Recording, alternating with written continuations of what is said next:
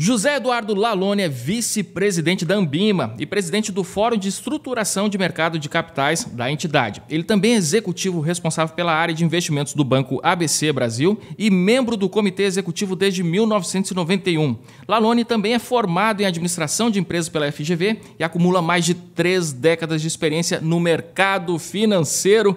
José Eduardo Laloni, cara, que honra te receber por aqui. Seja muito bem-vindo ao nosso Café com a ADM. A honra é minha, Leandro. Obrigado pelo convite, né? Acho que é uma oportunidade legal de expor para os nossos ouvintes o assunto de mercado de capitais, né? E também a minha experiência pessoal nessa área do mercado. Então, vai ser uma delícia essa nossa conversa. Espero que a gente chame a atenção dos nossos ouvintes para esse assunto. Cara, e você, melhor do que ninguém, aqui pode passar um pouco dessa história para a gente, né? Aqui para o público aqui do Café com a ADM. Você acompanhou várias transformações do mercado de capitais no Brasil e, mais recentemente, a gente teve um ingresso assim, de milhões de pessoas que passaram a investir na Bolsa. Enfim, eu queria saber, Laloni, assim, a que vocês computam, né, esse interesse, todo esse movimento, né, que acaba beneficiando, né, tanto quem investe quanto o próprio mercado. Conta pra gente aí assim, o panorama, né, a que se deve, o que explica, né, esse movimento brasileiro que sempre foi bastante conservador, mas que agora está buscando assim, no mercado novas oportunidades de investimento? Então, eu acho que foi uma conjunção, Leandro, de vários fatores que foram se alinhando ao longo dos últimos anos, né? Então, acho que precisa voltar um pouco no tempo para lembrar que até, 10 anos atrás, a gente tinha no mercado financeiro uma relação cliente, mercado financeiro muito restrita, né? Eram bancos se relacionando com clientes e esses bancos, então, tinham uma forma de atuação que eram poucos bancos, vamos dizer assim, e poucos clientes do outro lado. Você também tinha uma indústria de fundos de investimento que congrega esses investidores também muito pequena, muito menor do que é hoje, né?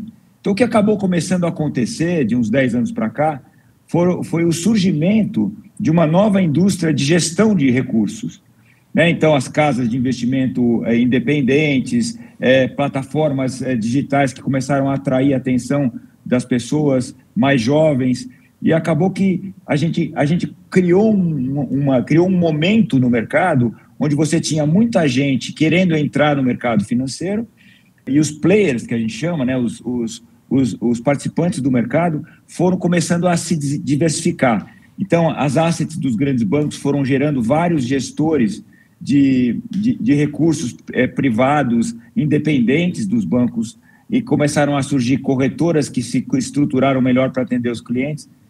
E aí, o que começou a acontecer? Começou a acontecer que a gente entrou numa fase de juros mais baixos, né? Então, isso foi estimulando cada vez mais os investidores a sair, vamos dizer, daquelas aplicações mais tradicionais para tentar entender como é que funcionava o mundo de investimentos fora dos investimentos tradicionais. Foi aí que eu acho que começou esse movimento, né? E aí eu acho que teve um papel também da Ambima e dos agentes do mercado, a própria Bolsa, as corretoras, enfim, todos os players, de começar a se estruturar melhor para atender essa demanda que estava surgindo, né? Agora, eu queria te colocar um ponto, quer dizer, a gente, apesar de toda a evolução do mercado de capitais brasileiro, a gente ainda tem uma penetração muito baixa. Então, a gente está falando aqui nesse podcast para muitas pessoas, mas se a gente for considerar o tamanho do público-alvo, né, a gente ainda está engatinhando perto do que a gente pode ser um dia. Ah, com certeza, né? E até eu ia te perguntar isso, né? Antes de entrar assim, mais nos detalhes, eu acho interessante como a gente tem um público, né, de diversas faixas etárias, enfim, diversos estágios com relação à sua vida profissional. Eu acho que é legal a gente conceituar o que vem a ser, né? Explicar o que é o mercado de capitais, como é que é a sua relação com a Bolsa de Valores, com as corretoras, com os bancos, né? E também com os outros agentes do mercado financeiro. Você pode ajudar a gente nessa conceituação? Legal, ajudo sim. É legal, uma oportunidade legal de explicar como funciona, né? Mas a relação tradicional de crédito e investimento era uma relação de uma empresa ir num banco, tomar um empréstimo, e o banco ia no público e captava um CDB. que era, vamos dizer, o funding, né, a fonte de recursos que ia parar na mão da empresa do outro lado. O que o mercado de capitais ele faz? Ele desintermedia isso. Ele faz com que a pessoa física ou o fundo de investimento que está de um lado tenha acesso ao risco de crédito daquela empresa do outro lado, né? Então, isso é uma forma moderna e bem democrática de você não estar mais limitado somente aos balanços dos bancos. Então, você é capaz de você atrair milhões de pessoas para investir em títulos de renda fixa, nesse caso, nesse exemplo que eu estou te dando, mas não é só nesse título de renda fixa. Você pode comprar uma ação daquela empresa. Eu até falo muito disso, né? Quer dizer, o primeiro passo de você conhecer uma empresa é você eventualmente comprar um título de renda fixa dela, para depois você ir evoluindo e entendendo como o mercado funciona e passar a correr outros tipos de risco com aquela empresa. Então, o que de fato aconteceu, né, foi que o que de fato acontece no mercado de capitais é você, com a intermediação de agentes financeiros, você conseguir colocar mais próximo a empresa, que é a tomadora de recursos, tanto para investimentos no seu parque produtivo quanto no seu capital de giro, e juntar essa ponta, que é a empresa precisando de recursos, e o investidor com vontade de aplicar esse recurso em algum lugar que não sejam os instrumentos tradicionais de mercado financeiro de antigamente. Show de bola. E assim, você comentou, né, que a gente tem ainda uma parcela pequena da população no mercado de capitais. E mesmo assim, com muitas opções, né? Você falou aqui algumas. A gente tem produtos financeiros como os títulos, debêntures, ações, né, cotas de fundos, e a gente tem pouca gente ainda, né, comparativamente, né, com o tamanho da nossa população, investindo. Por que você acha, Laloni, que existe ainda essa resistência das pessoas, né, com relação a aplicar parte do seu patrimônio no mercado de capitais? A resposta para essa questão é a educação. A educação é o instrumento mais importante, mais relevante para que a gente atraia um maior número de pessoas para o mercado de capitais. Por quê? Porque antigamente tinha um conceito, né, que você só teria acesso a produtos financeiros mais sofisticados ou arriscados, enfim, diversificados, se você tivesse muito dinheiro. Então, assim, então o cara que tem acima de R$1 milhão pode comprar um produto XPTO.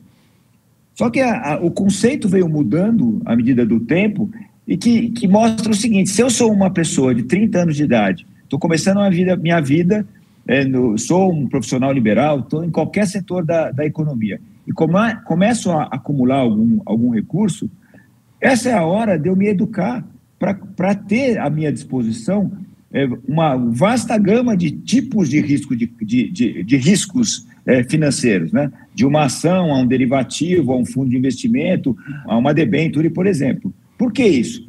Porque é nessa fase da vida, eventualmente, que você tem mais disposição a entender quais riscos você está correndo e chegar lá na frente, mais para frente na sua vida, e ter feito uma diversificação de investimentos compatível com o momento de vida.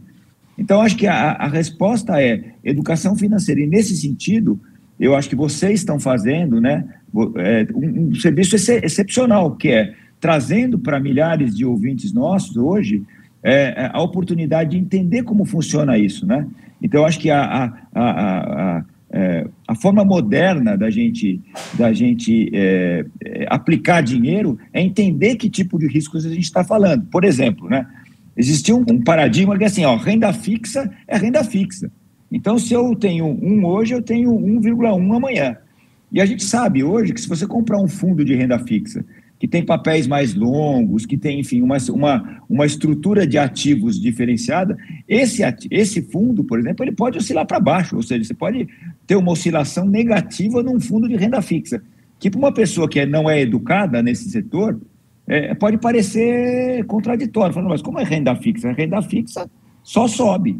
Não, eventualmente. Você tem que aprender por que não só sobe, né? Então, acho que esse tipo de exemplo que eu estou dando, de educação, que é mais fácil quando você compra ações, né? Todo mundo sabe, a ação sobe e desce, né? Agora, uma cota de um fundo pode subir e pode descer também, independente dele estar aplicado em operações de renda fixa. Tudo isso para dizer para você o seguinte: a gente tem que fazer um esforço enorme para que essas novas gerações de investidores que estão vindo para o mercado agora entendam o mecanismo. E assim que eles consigam entender e acumular experiência, é que eles vão conseguir tomar as melhores decisões. Com certeza. Eu achei interessante que você citou, né, o papel da educação nisso, e eu estou lembrando aqui da minha própria formação, da minha infância, né, adolescência, e os nossos pais, eles costumavam muito nos educar no sentido assim, da importância de economizar o dinheiro. Bom, e que é uma coisa extremamente importante, né? Então você tem que poupar o seu dinheiro, vai fazendo ali uma reserva, uma poupança. E mais na frente, com a questão da educação financeira, como nós começamos a ter acesso, né, a livros, no meu caso foram livros, bem no começo ali, acho que dos anos 2000, e mais na frente, né, na internet apareceram alguns educadores financeiros, por exemplo, Gustavo Cerbasi, quem mais estou querendo me lembrar aqui, do Mauro Halfed, né, tô no comecinho aqui dos anos 2000. E isso tudo foi despertando a minha geração, né, para o poder de se investir o dinheiro, não só de poupar, mas de se investir. E mais na frente nós tivemos assim uma verdadeira explosão de pessoas, né, educadores financeiros, os influenciadores, né, aqui nas redes, né, que estão ali batendo ali nessa mensagem todos os dias. E isso tudo vem criando uma verdadeira legião de pessoas, né, que estão realmente abrindo seus olhos para as grandes oportunidades que tem no mercado de capitais. Agora eu queria saber o seguinte, muita gente mira no mercado de capitais como um atalho para a sua independência financeira. Você enxerga dessa forma também ou é algo que você deve construir paralelamente a outra, né, construção ali de fontes de receita, que, enfim, que pode ser o trabalho, você colocar um próprio negócio, né? Como é que você enxerga essa coisa? Você mirar única e exclusivamente no mercado de capitais, né, para atingir a sua independência financeira? Eu acho assim, o perfil de cada um tem que ser respeitado. Então, vai sempre existir uma legião de investidores profissionais. O sujeito que tem vamos dizer, uma aptidão para ser um trader, né? E ele vai se educar para viver de aplicar os seus recursos, de tentar escolher os melhores produtos e conseguir ser bem-sucedido nisso. Esse é um caminho que ele é verdadeiro para uma pequena parte da população, porque poucas pessoas, ou uma pequena parte da população, tem esses skills, tem essa habilidade. A grande, vastíssima maioria das pessoas, elas vão ter uma atividade profissional, né? Vou trabalhar, vou ser um profissional liberal, vou ser um produtor, enfim, qualquer coisa que a pessoa decidir ser.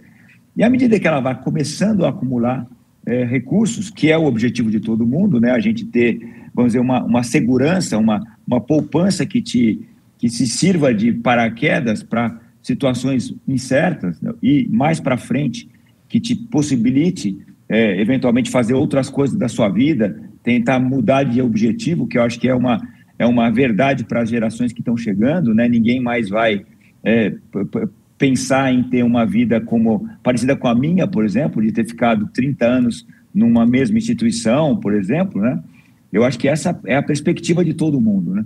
E eu acho que aí você tem que ter, né, para esse público, que é 99,9% da população, que é o poupador típico, que tem uma carreira em alguma... Eu acho que você tem que ter educação, você tem que ter ajuda de profissionais especializados, né? E hoje você tem uma série de possibilidades, desde um tradicional gerente de um banco, que pode ser um ótimo,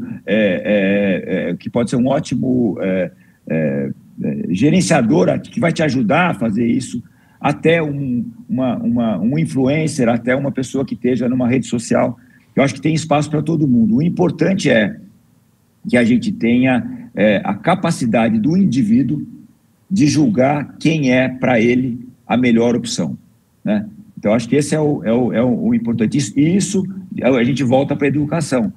Só quem é capaz de tomar essas decisões são as pessoas que estão se educando, que estão se capacitando para tomar essa decisão. Boa. Eu gostei, assim, é um importante alerta, né, que não basta simplesmente a gente seguir, mas a gente também tem que aprender, né, e tomar as decisões com aquilo que a gente, enfim, aprendeu e julga que é correto, que é mais assertivo ali em determinada situação, né?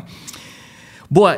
Lalone, o mercado de capitais no Brasil, como a gente está falando aqui, ele é muito dinâmico e ele é bem regulado, né? E isso acaba criando boas condições de negócios para as empresas, né?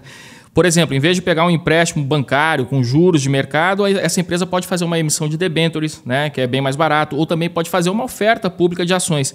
Aí eu queria que você pontuasse aqui qual que é a importância, né, do mercado de capitais para as empresas agora.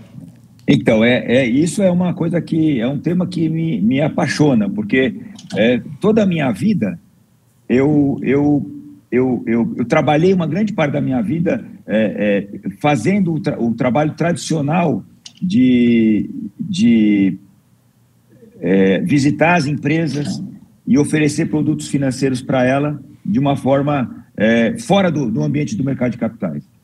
E à medida que eu fui desenvolvendo a minha vida para o lado do mercado de capitais, eu fui entendendo que as empresas, ao terem acesso ao mercado de capitais, elas ampliam em muito as suas possibilidades. E não é só a possibilidade de ter um investidor do outro lado comprando o risco daquela empresa, só queira sendo ações ou uma debênture ou um papel de outra natureza. Mas também dela ter que se explicar, a empresa ter que se explicar para esse mercado. À medida que a empresa ela internamente tem que se estruturar para chegar numa assembleia de debenturistas, por exemplo, ou numa assembleia de acionistas, e se apresentar para aquele público, ela vai estar fazendo um trabalho interno de muito valor, né? Então, acho que tem esse primeiro ponto que eu acho que do lado das empresas é importante, que é como se preparar para estar exposto a milhares de investidores, tanto de renda fixa quanto de renda variável, nessa nova configuração. Então a partir daí, o que acontece? Acontece que a empresa ela pode ampliar a sua ambição de crescimento. Porque se ela tiver um bom projeto na mão, se ela tiver um bom investimento para fazer, ela vai ter condição de chegar para um público muito maior do que só o universo dos bancos e mostrar aquela possibilidade. Então, eu quero fazer uma planta nova de qualquer produto. E aí ela vai mostrar esse projeto para os investidores intermediados por um parceiro financeiro, lógico, né? E ela vai chegar e vai ter oportunidade de... E se aqueles investidores julgarem que aquele projeto é um projeto que tem méritos, ela vai conseguir ampliar muito mais rapidamente a sua atuação do que de uma forma tradicional. E antigamente, eu vi isso acontecer, o empresário ele era extremamente conservador. Ele ia até os juros eram muito altos, ainda são, mas tem uns ciclos de juros altos, né, que sobem e descem. Mas a gente, com o mercado de capitais, a gente aprendeu, várias empresas aprenderam a se expor ao mercado. E isso é muito importante para o crescimento do país. Então, para o desenvolvimento econômico, é muito importante você democratizar os meios de investimento, né? E a gente está vendo, né, antigamente, 10 anos, para não ir muito atrás, 10 anos atrás você tinha 10, 15, 20 empresas que emitiam no mercado de capitais, né? Hoje em dia são centenas. Antigamente só as grandes empresas tinham acesso ao mercado de capitais. Os fundos de investimento também eram muito concentrados.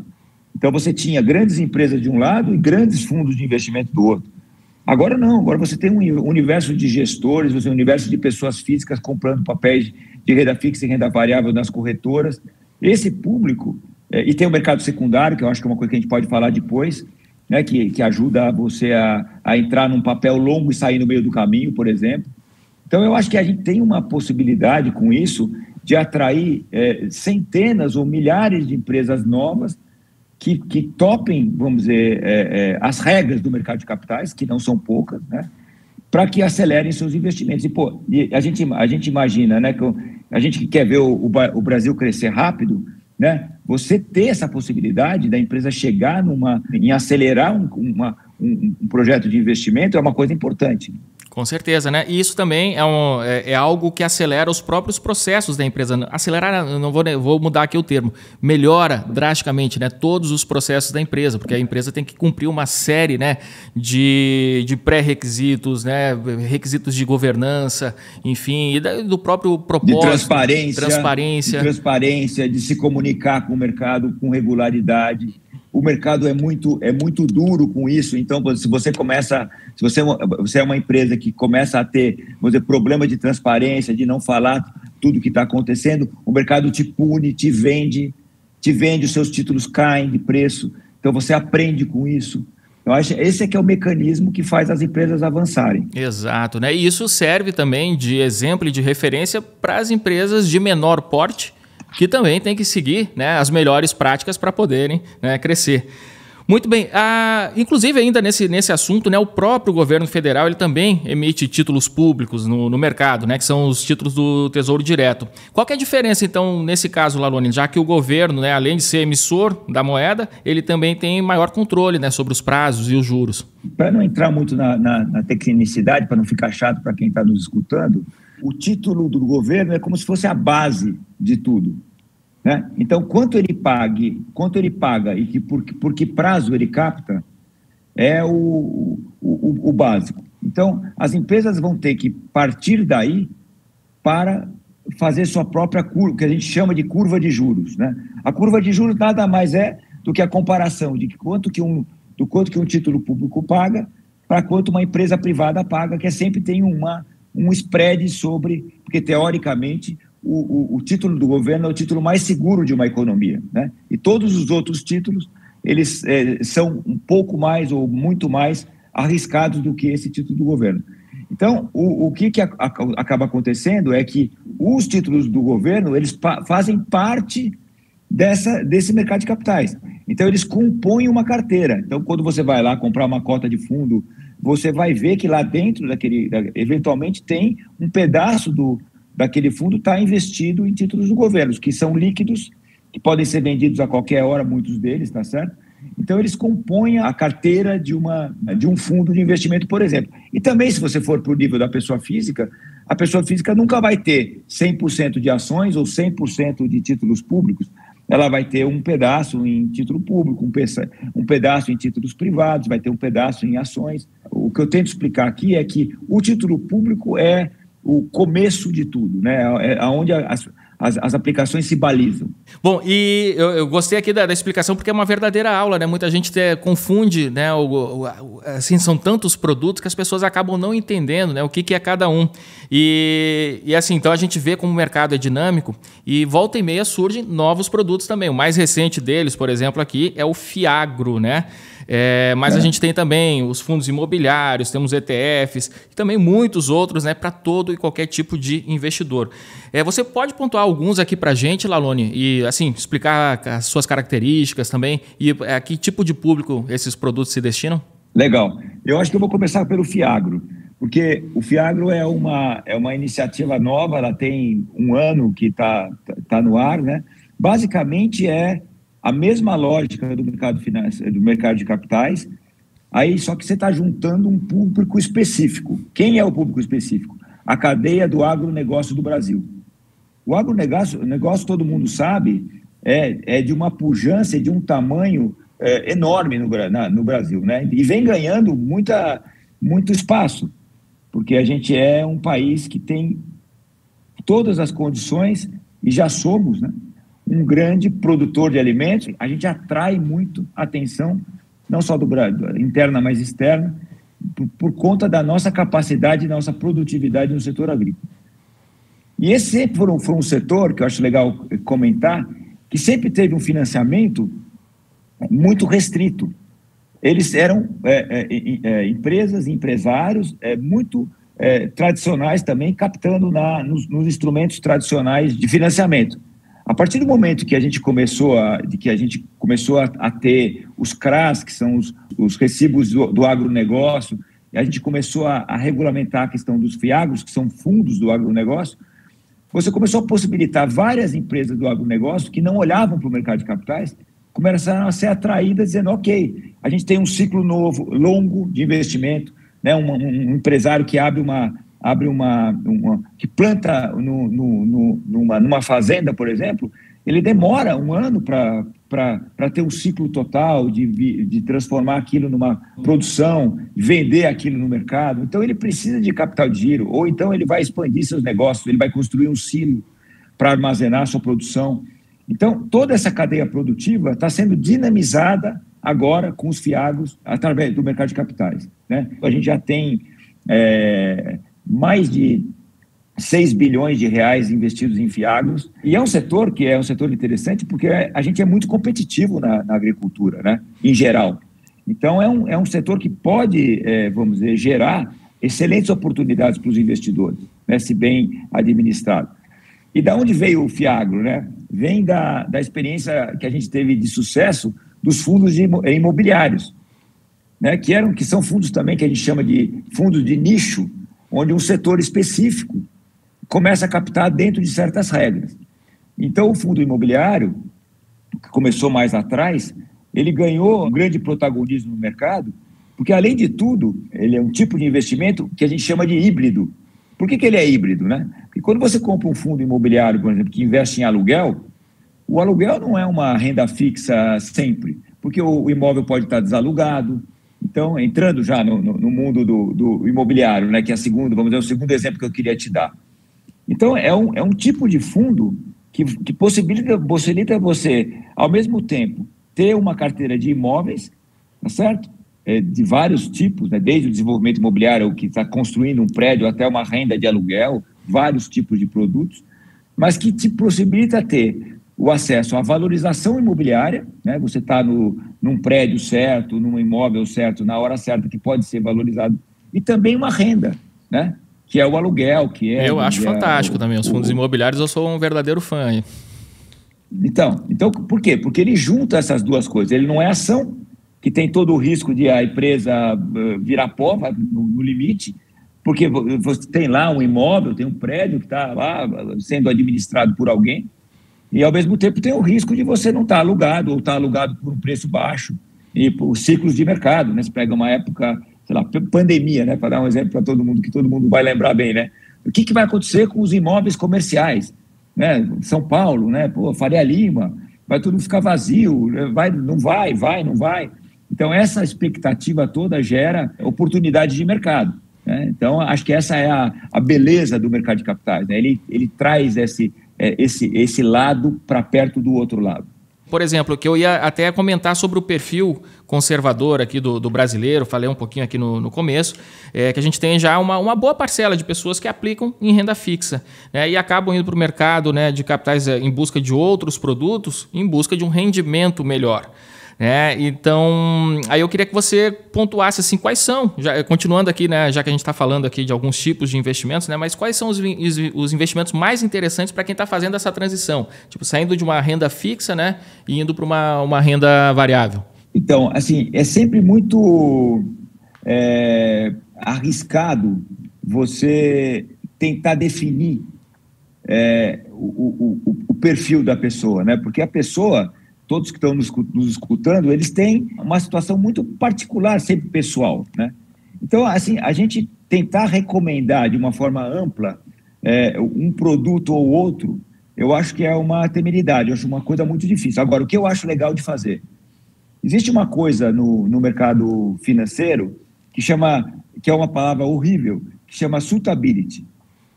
O suitability, né, que vem de vestir, né, de suit, ele é como se fosse o figurino para cada uma pessoa que é diferente do outro. Você vai usar um tipo de roupa, eu vou usar outro, um tamanho, uma cor. Então, nós somos muito diferentes uns dos outros. O que a gente tem em comum? A gente tem em comum que a gente pode reunir um grupo de informações sobre um determinado grupo de pessoas, e esse tipo de pessoas vão ter, naturalmente, uma propensão mais natural a ter uma propensão maior ou menor a risco. Por exemplo, né, se eu tenho a minha mãe com 80 anos de idade, ela tem uma poupança que ela adquiriu na vida dela como professora, vamos dizer. E o que eu vou fazer? Se ela tiver X volume de dinheiro ou Y, mais ou menos, a propensão que ela tem que ter para correr riscos de produtos de mercado financeiro, ela é completamente diferente de uma pessoa que tem 30 anos e que acabou de começar a sua vida profissional e que está acumulando dinheiro. Então, é muito mais importante a gente entender qual é o momento de vida dessa pessoa e ter a clareza de que tipo de produto que serve para ela, do que tentar carimbar, olha, quem tem 1 milhão tem que fazer isso, quem tem 5 milhões tem que fazer aquilo, e quem tem 100 mil tem que fazer outra coisa. Eu acho que é muito mais importante. Isso é um conceito novo para o mercado brasileiro, que vem sendo introduzido. Recentemente a gente vai ter, não sei se a gente vai falar muito sobre isso, mas a gente teve no mercado de capitais, agora em junho, a gente teve a publicação de uma nova regra, que vai ser válida a partir de 2023. E o que ela faz? Qual que é a principal beleza dela? É muito em cima do que você me perguntou, que é deixar de classificar o investidor por mais rico, menos rico, pouco rico, e classificar ele por momento de vida, por suitability. Reforçar o suitability e não reforçar tanto o volume de dinheiro. Como eu te falei no começo, uma pessoa que tem uma poupança pequena pode comprar ações.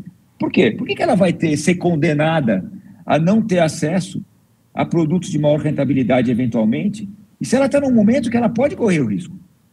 Ela pode, ela vai ter é uma mudança importante. Assim. Uhum. Se ela eventualmente perder dinheiro. Agora, uma pessoa numa outra condição, pode ser que ela entre num produto errado por causa de um suitability errado e nunca mais consiga se recuperar, o que é muito ruim para o mercado, né? Então, a resposta para sempre é educação. E a educação vai ajudar a gente a colocar as pessoas nas suas, vamos dizer, classificá-las melhor, e elas mesmas, né? Elas saberem qual é o momento delas e poder fazer a escolha correta. Sensacional. E agora, assim, além dessa questão assim, de perfil ou de momento de vida, existe algo que é extremamente importante para todo e qualquer investidor, que é visão de longo prazo. Muita gente se afoba no mercado e acaba trocando os pés pelas mãos justamente porque visa muito assim, um ganho ali no curto prazo que pode não acontecer, né? E aí sim ter uma perda financeira. E bom, pelo menos, né, a história nos mostra isso, que os investidores com visão de longo prazo, com paciência, enfim, com esse perfil mais tranquilo, né, com relação ao mercado, que sabe que o mercado oscila bastante, né, de acordo com os momentos da própria história, essas pessoas acabam se dando melhor, né? A gente pode fazer essa generalização aqui, Laloni? As decisões ao longo da vida financeira das pessoas, elas têm que ser muito baseadas na trajetória, né? No filme e não na foto. Então, é uma questão complexa, difícil. A Ambima se dedica muito a isso, ela tem uma área enorme voltada à educação, né? E faz com que a gente consiga fazer o mercado avançar, né? A gente vem reunindo nos últimos tempos muita informação a respeito dessa nova forma de aconselhamento, né, que é um dos pilares da vida financeira de uma pessoa, né? A gente fez uma pesquisa outro dia, que acho que é legal compartilhar com vocês, que a gente sempre gosta de conversar com alguém. Então, essa tendência de você fazer tudo digitalmente, ela tem uma certa limitação. Por quê? Porque mesmo aquelas pessoas que têm muita informação, elas gostam, eventualmente, de validar essas informações que ela tem com alguém. Então, a gente montar um equilíbrio entre todas as facilidades de você aplicar, de você comprar, de você vender, de você resgatar, de você aliar isso, e tem um monte de gente fazendo isso melhor, cada vez melhor, né? Os grandes players, os bancos, as corretoras novas, os bancos digitais, enfim, um exército de gente pensando em como fazer esse meio do caminho, que é você ter algum aconselhamento financeiro e ter também toda a liberdade de decidir o que fazer quando for necessário decidir. Show. Bom, Laloni, o receio de muita gente, né, com relação a investir ou não no mercado de capitais, ele sempre recai sobre o risco, né, que é algo que a gente deve levar em conta, realmente. Mas, muito além do risco que é inerente aos investimentos, há também um receio que esse dinheiro ele simplesmente desapareça, né? Talvez por não entender como é que funciona a questão da regulação do mercado de capitais aqui no Brasil. Você pode explicar um pouquinho sobre o papel e o trabalho aqui da CVM, né, que é a entidade que define as regras do setor, né, e como é que essas regras ajudam a dar segurança e também credibilidade para quem está investindo? A CVM, e eu sou fã da CVM como participante do mercado, porque eu acho que ela vem fazendo, ao longo dos últimos anos, avanços enormes na regulação, e ela tem, vamos dizer,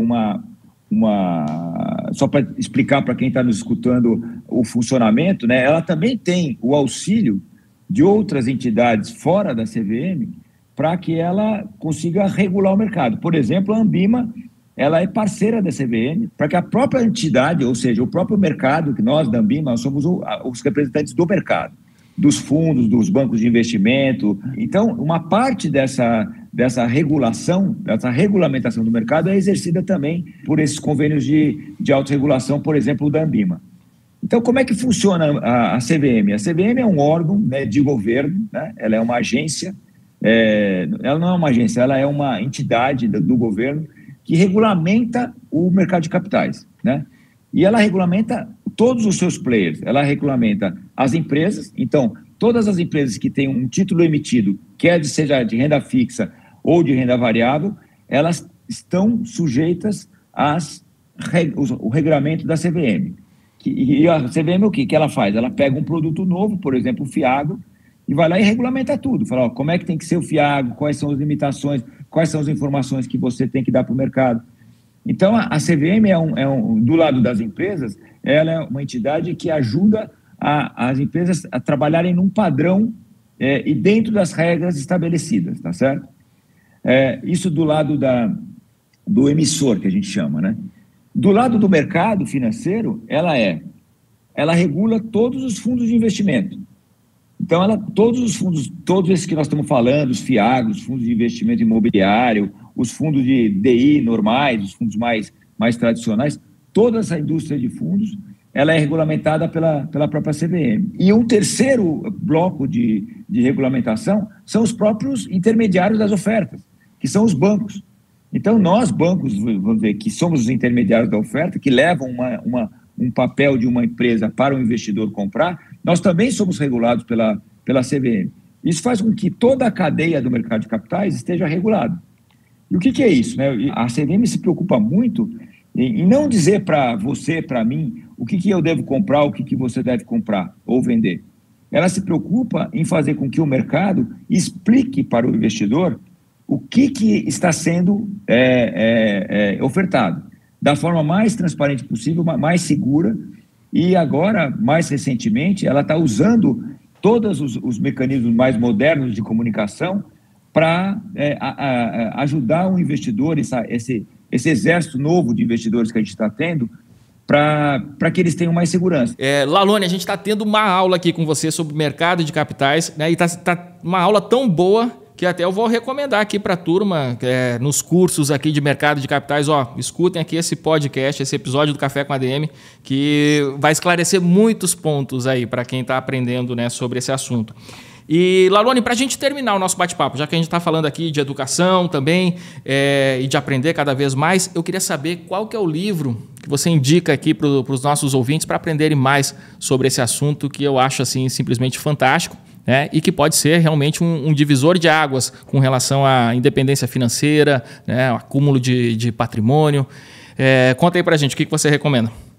Eu acho que nesse mundo que nós estamos vivendo, né, eu acho que a gente recomendar uma leitura sempre na linha da educação, que a gente falou muito, né, nesse nosso bate-papo de hoje, vai atingir um público que precisa de informação específica sobre o seu momento de vida. Eu sugiro que a gente recomende para os nossos ouvintes, para quem quiser se educar sobre o mercado financeiro de capitais, eu sugiro que a gente incentive eles a começarem a escutar esses como investir. Por quê?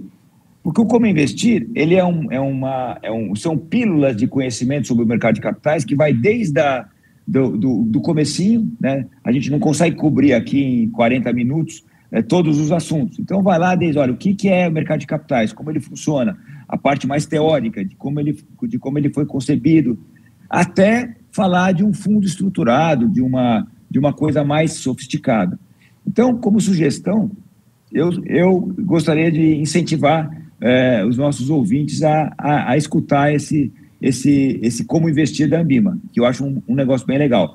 Além disso, eu acho que assim, a própria CVM e a própria Bolsa, que nós não falamos muito aqui, mas a Bolsa, a B3, que é o maior provedor de serviços de infraestrutura para o mercado de capitais, ela também tem uma área de educação muito forte, tanto CVM quanto a própria Bolsa. Então, essas três recomendações de educação, eu acho que valem a pena. As da Ambima, as da B3 e as da própria CVM. Sensacional! Olha só, cara, eu curti demais aqui o nosso bate-papo. Enfim, como eu falei aqui, foi uma verdadeira aula, né? Então, adiciona aí quando você for fazer essas recomendações também, Lalone, ó, né, além do material da Ambima, né, das pílulas, né, do Como Investir, os cursos ali da B3, adiciona também esse episódio aqui do Café com a ADM, cara, que foi show de bola. Com certeza. Um material perfeito aqui para quem quer aprender mais, né? E a gente, ó, só para falar para você que assim, a gente lá na Ambima, assim, de uns tempos para cá, a gente se interessou muito pelo mundo de vocês, né, que a gente acha que vem fazendo um trabalho incrível para ajudar o mercado a se educar, né? Então, eu acho que vocês estão de parabéns pelo que vocês têm feito em termos de entrevistar pessoas diferentes, dos maiores empreendedores, até empreendedores que estão começando agora, mercado financeiro como o podcast de hoje. Então, parabéns pelo trabalho que vocês estão fazendo, não só vocês especificamente, mas toda a classe, vamos dizer, de informação que vocês vêm desenvolvendo recentemente. Cara, muito obrigado mesmo. Olha, assim, termino aqui meio desconcertado aqui com elogio, mas agradeço demais, né? E realmente, assim, a gente abraçou essa missão, né? De levar conhecimento sobre todos os assuntos relacionados ao mundo dos negócios, né? E o mercado de capitais é um deles. Então, sim, nós vamos desenvolver mais conteúdo sobre esse assunto, né? E foi a sua contribuição hoje aqui, Lalone, foi realmente fantástica. Muito obrigado mesmo pela participação aqui no nosso Café com a ADM, viu? Conte comigo, conte com a Ambima e muito obrigado pela oportunidade. Valeu, Lalone. Um abraço, até a próxima. Abração.